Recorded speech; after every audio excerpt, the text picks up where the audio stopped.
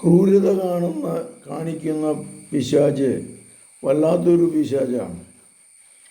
ചില വ്യക്തികൾ ക്രൂരനാണെന്ന് പറയും. അവൻ തള്ളണേനൊരു ലെവലും ഇല്ല. വല്ലവൻ്റെയും തല പൊട്ടിക്കുന്നതിന് ഒരു പ്രശ്നവുമില്ല. വെട്ടിക്കൊല്ലണേന് ഒരു പ്രശ്നവുമില്ല. പിന്നെ റിപ്പർ ചന്ദ്രൻ്റെ മാതിരി ഒക്കെ ചുമ്മാ കല്ലെറിഞ്ഞ് കൊല്ലണേനൊരു പ്രശ്നവുമില്ല. ഒരിക്കലും ഒരു ഗുണ്ടേനെ എൻ്റെ അടുത്ത് കൊണ്ടുവന്നു. അവൻ പറയുക, ഒരിക്കലും ഞാൻ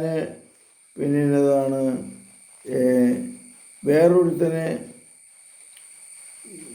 പാര ഒളിച്ചു വെച്ചുകൊണ്ട് 2 ഗുണ്ടാ സംഘങ്ങൾ തമ്മിൽ വഴക്കായിരുന്നു. അപ്പോൾ വേറൊരുത്തനെ ഞാൻ പാര ഒളിച്ചിങ്ങനെ പുറയിൽ പിടിച്ചുകൊണ്ട് ചെന്നിട്ട് പതുക്കെ ചെന്ന് സ്നേഹത്തോടുകൂടി അവനെ ചെന്നിട്ട് അവൻ്റെ തല അങ്ങോട്ട് അടിച്ച് പൊളിച്ചു. രക്തം ഇങ്ങനെ ചീറ്റണ കണ്ടു കഴിയുമ്പോൾ എന്തൊരു രസമാണ്.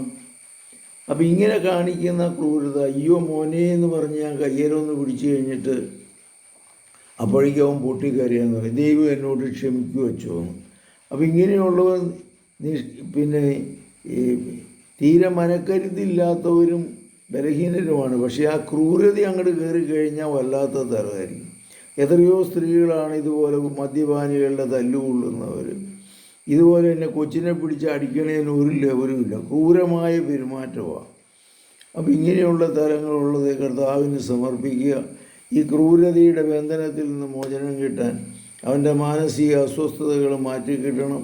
അവൻ്റെ മാനസിക സ്വഭാവം മാറണം, ദൈവിക ചിന്തയിലേക്ക് മാറണം. ഇങ്ങനെയൊക്കെ വന്നു കഴിയുമ്പോൾ ഒത്തിരി ധ്യാനത്തിൽ കൂടുക.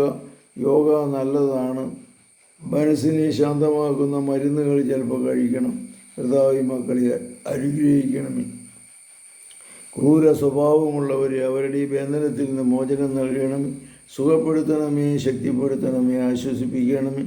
പരിശുദ്ധ പരമദിവ്യകാരുണ്യത്തിന് എന്നേരവും ആരാധനയും സ്തുതിയും പുകഴ്ചയും ഉണ്ടായിരിക്കട്ടെ. ഈശോ മിശിഹായ്ക്കും സ്തുതിയായിരിക്കട്ടെ.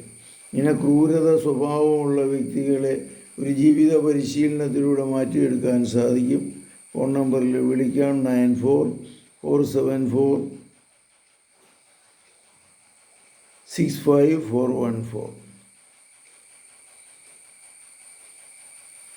ഈശോ മിശിഹായ്ക്കും സ്തുതിയായിരിക്കട്ടെ.